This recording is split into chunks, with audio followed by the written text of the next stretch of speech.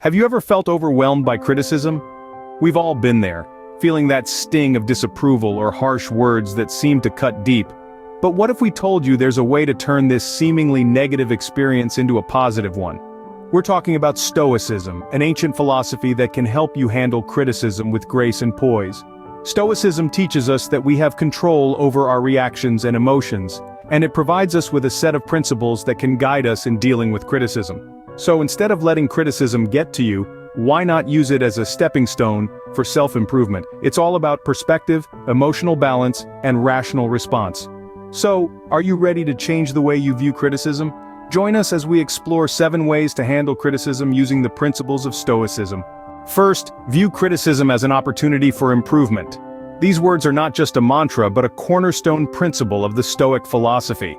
Stoicism, a school of thought that thrived in ancient Greece and Rome, teaches the importance of self-improvement and personal growth.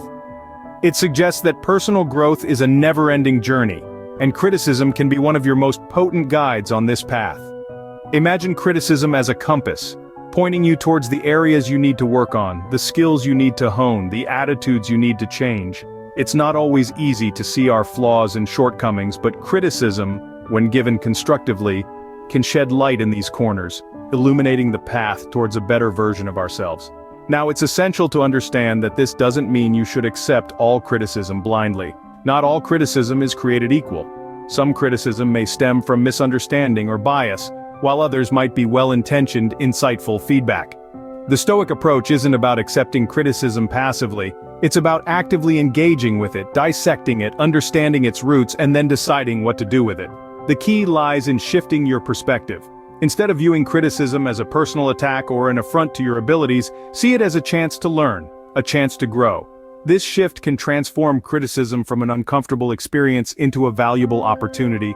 And remember, criticism is not about failure, it's about improvement. It's not about what you've done wrong, but what you can do better. This is the essence of the Stoic philosophy. It's not about dwelling on the past or worrying about the future, but about focusing on the present, learning from our experiences, and constantly striving to improve. So the next time you face criticism, pause for a moment.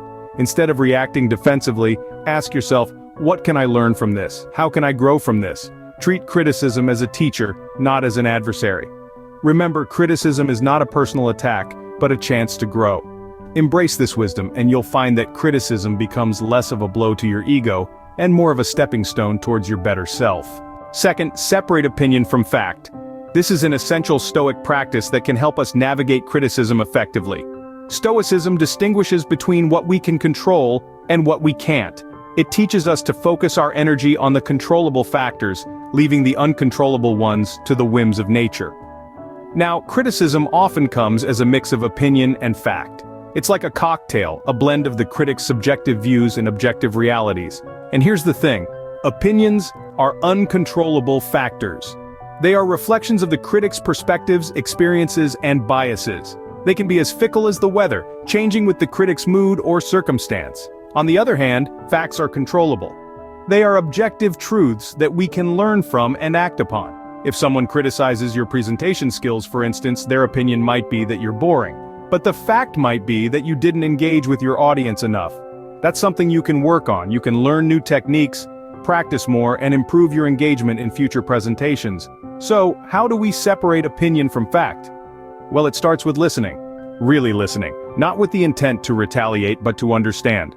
Understand the factual elements within the criticism. Ask yourself, what can I learn from this? What actions can I take to improve? Next is discernment. This involves sifting through the criticism, separating the wheat from the chaff.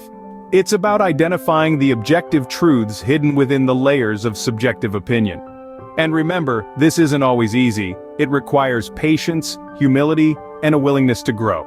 Finally, let's talk about emotional resilience. This is crucial because separating opinion from fact isn't just a mental exercise, it's an emotional one too. You see, opinions can sting. They can ruffle our feathers and bruise our egos. But we need to remember that they are just that, opinions. They don't define us. They don't determine our worth. Don't let mere opinions sway you. Focus on facts and use them for self-improvement. Third, practice emotional detachment. This is a cornerstone of Stoic philosophy which encourages us to cultivate a calm and balanced state of mind, especially when faced with external circumstances such as criticism.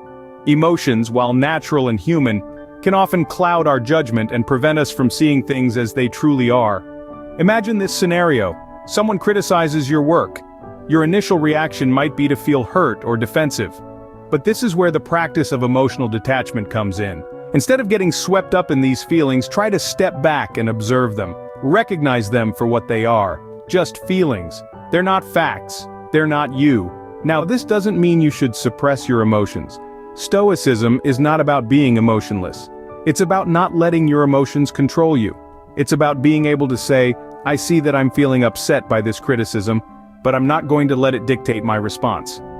Next, let's talk about responding rationally. This is where your reason comes into play. Reason, according to the Stoics, is the highest faculty of humans. It allows us to evaluate situations objectively, to separate fact from opinion, to discern the useful from the useless.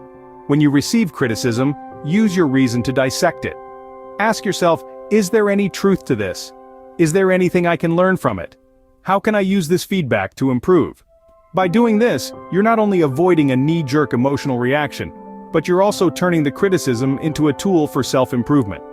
Now, we understand that this is easier said than done. Emotional detachment and rational response are skills, and like any skill, they require practice. Start small. Next time you receive criticism, take a deep breath. Observe your emotions. Use your reason. Remember, you're not trying to become an emotionless robot. You're simply learning to respond, not react. So to sum up, respond with reason, not emotion. This will help you evaluate criticism objectively. Cultivate emotional detachment. Use your reason. With practice, you'll find that you're not only handling criticism better, but you're also growing as a person. Fourth, reflect on the criticism. It's an essential step, often overlooked in the heat of the moment when emotions are high. But this is where the wisdom and tranquility of Stoicism come into play. Stoicism isn't about ignoring your feelings or suppressing your emotions. Instead, it encourages us to examine our reactions, to delve into our thoughts, and to understand why we respond the way we do. To reflect is to hold up a mirror to our own behaviors, attitudes, and actions. It's about taking a step back, looking at the bigger picture and asking ourselves, what can I learn from this? Stoicism teaches us that introspection is a powerful tool for self-improvement. It's about acknowledging our flaws, not to berate ourselves, but to understand how we can become better. Now, how do we use criticism as this mirror of self-improvement? The key is to approach it with a clear mind and an open heart. When you receive criticism, resist the urge to immediately defend or justify yourself. Instead, take a moment to consider the feedback objectively. Strip away the tone, the emotions, and the delivery, and focus on the content of the criticism itself. What is it telling you about your actions, your decisions, or your work? Then, ask yourself, is there truth in this criticism? Can I use it to improve? It's not about accepting every piece of criticism as valid or correct, but it's about being open to the possibility that there might be areas of improvement that you haven't noticed or considered. Finally, remember that reflection is a process. It takes time and patience. It's not about rushing to a conclusion or making hasty changes. It's about contemplating, understanding, and learning from the criticism. The beauty of Stoicism lies in its simplicity and practicality. It's not about lofty ideals or abstract concepts. It's about practical wisdom that we can apply in our everyday lives. And when it comes to handling criticism, Stoicism provides us with a framework for reflection and self-improvement. Take time to reflect on the criticism. Use it as a mirror to identify areas for improvement. Fifth, respond, don't react. That's our next stop on this journey through Stoic wisdom. Now you might be wondering, what's the difference between responding and reacting? Well, it's all about the degree of thoughtfulness involved. See, when we react, it's often a knee-jerk impulsive action triggered by the criticism we've just received. It's like touching a hot stove and immediately pulling your hand away. You don't think about it, you just do it. Reactions are often charged with emotion, and that's where things can get messy. On the other hand, a response is a more thoughtful, measured action. It's like cooking on that stove. You're aware of the heat, but you're controlling your actions carefully to avoid getting burned. Stoicism emphasizes the importance of responding rather than reacting. But why is responding better? Well, when we react impulsively, we can often say or do things we later regret. Our emotions are in the driver's seat and they're not always the best navigators. They can lead us down paths of anger, resentment, or self-doubt. However, when we take a moment to pause and think before responding, we're able to consider the criticism more objectively. We can sift through the words, separate the wheat from the chaff, and find those valuable nuggets of insight that can help us grow. It's not always easy, of course. In the heat of the moment, it can be hard to hold back that immediate emotional reaction. But remember, the Stoics were all about self-control and discipline.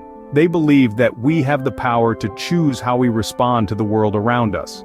So, the next time you're faced with criticism, take a deep breath, count to 10. Give yourself that crucial moment to think, then respond, not with anger or defensiveness, but with openness and a willingness to learn. And remember, it's not about suppressing your emotions. It's about managing them, steering them in a direction that's constructive rather than destructive. Remember, a thoughtful response is always more effective than an impulsive reaction. So respond, don't react. Sixth, embrace the impermanence of discomfort. Stoicism, a philosophy rich in wisdom and practicality, teaches us a valuable lesson about discomfort and adversity. They are fleeting. This thought, when truly understood and internalized, can be a powerful tool in managing the discomfort that comes with criticism. Imagine standing in the middle of a storm. The wind is howling, rain is pouring down, and the noise is all-encompassing. This storm, much like the discomfort that comes from criticism, can feel overwhelming. It can feel as if it's all there is, as if it's going to last forever. But the wisdom of Stoicism invites us to remember, no storm lasts forever. It comes, it rages, and then it passes.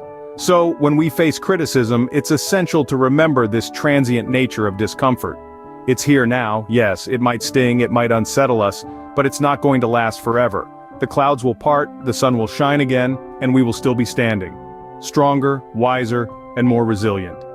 Criticism can make us question our worth, our abilities, and our decisions. It can cause us to doubt, to fear, to retreat. But when we remember that this discomfort is temporary, we can maintain our composure. We can stand firm, not swayed by the storm of criticism, but strengthened by it. This perspective allows us to see criticism not as a threat, but as a challenge that we can overcome, a challenge that will ultimately make us better. Because just like a storm clears the air and nourishes the earth, criticism too can clear our misconceptions and nourish our growth. So, the next time you face criticism, remember the impermanence of discomfort. Hold on to your composure. Stand in the storm and let it pass over and through you. Feel its power, but don't let it consume you. Because as sure as the sun rises after the storm, the discomfort of criticism will pass, leaving you stronger, wiser, and more resilient than before. Discomfort is temporary. Maintain your composure and remember that this too shall pass. Seventh, seek the kernel of truth. The Stoic philosophers were not ones for illusion or self-deception. They were firm believers in facing reality, in all of its beauty and ugliness. This principle extends to the realm of criticism as well. Criticism, even when it seems harsh or unjust, often contains a grain of truth. It might be a tiny speck, almost invisible amidst the turmoil of emotions and defensive reactions that criticism can provoke. But it's there, waiting to be discovered, acknowledged, and acted upon. Think of it as a seed that, when planted in the fertile soil of introspection and watered with the waters of self-improvement, can grow into a tree of wisdom and personal growth. But for that seed to sprout, you first have to find it. You have to sift through the chaff of personal bias, of ego, of fear, and find that kernel of truth. How do you do that? You start by putting your emotions aside. You approach the criticism with an open mind and a willingness to learn. You analyze the criticism, dissect it, look at it from different angles. You ask yourself, what is this criticism really about? What is it trying to tell me? Is there a lesson here that I can learn? Then you reflect on your own actions, your own behaviors. You compare them with the criticism, looking for points of convergence, for areas where the criticism mirrors your own self-perception. It might not be easy. It might require you to acknowledge flaws and mistakes that you'd rather ignore. But remember, Stoicism is not about comfort. It's about growth, about becoming a better person. And sometimes growth requires discomfort. So, brace yourself. Go on that quest for truth. Dig deep into the criticism and find that kernel of truth. Then use it. Use it as a foundation for self-improvement. use it as a stepping stone towards becoming a better version of yourself. Even in harsh criticism, there's often a kernel of truth. Find it and use it as a foundation for improvement. To wrap it all up, we've explored the 7 Stoic principles that can guide us in handling criticism. First, we discussed viewing criticism as an opportunity for improvement, embracing it as a chance to learn and grow. We then navigated the importance of distinguishing opinion from fact, focusing on the elements of criticism that we can use to better ourselves. We also touched on the practice of emotional detachment, allowing us to respond rationally to criticism. We emphasized the potency of reflection, using criticism as a mirror to objectively evaluate ourselves. The importance of responding rather than reacting was highlighted, promoting thoughtful and constructive discourse. We also discussed the impermanence of discomfort, reminding ourselves that the sting of criticism is but a fleeting sensation. Lastly, we encouraged finding the kernel of truth within criticism, no matter how harsh, to guide our self-improvement journey. By applying these Stoic principles, you can turn criticism into a constructive tool for personal and professional development. Remember, criticism is not a blockade, but a bridge to a better version of yourself.